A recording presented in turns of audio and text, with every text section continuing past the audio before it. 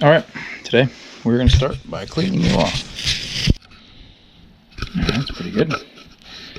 Alright, and the next thing we're going to do is we're going to start cleaning this with the good old air grinder, die grinder thing with the nylon wheel. So, we're going to clean this, and then we're going to clean in here, up under that towel. So, we'll start over here on the bench, and move into the truck. We'll see you in a minute.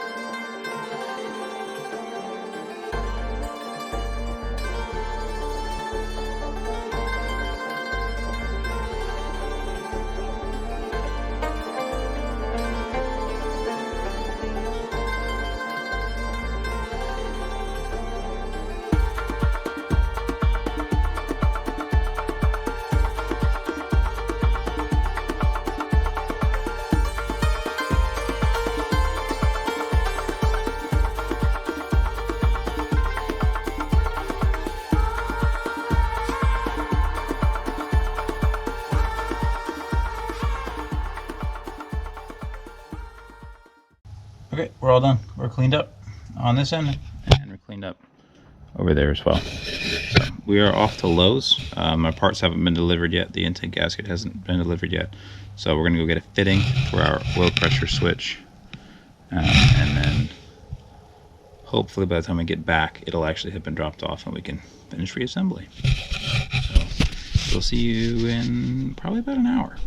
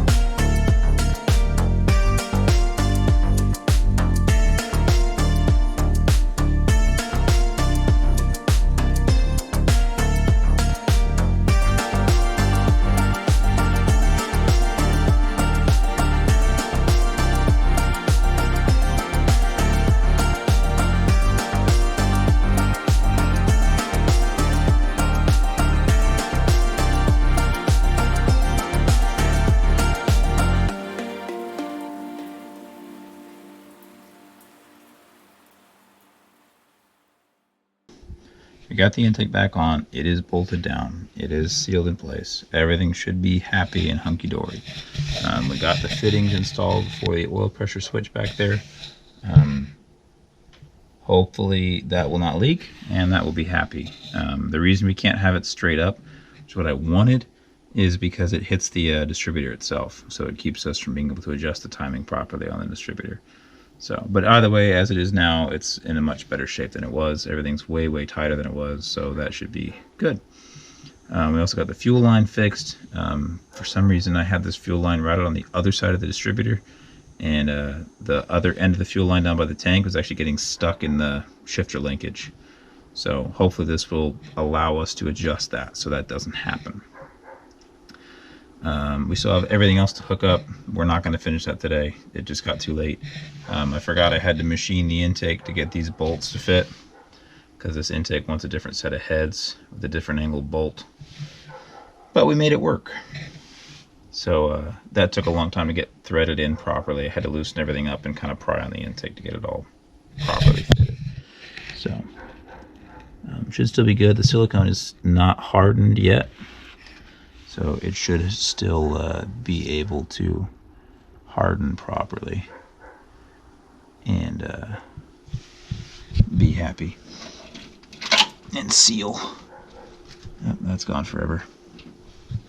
So yeah, we're just going to cover up the throttle body here with our towel just to keep any kind of debris and shit from going down in there.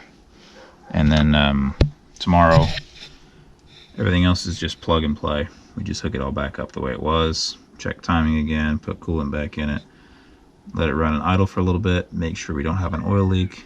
If we don't have an oil leak, then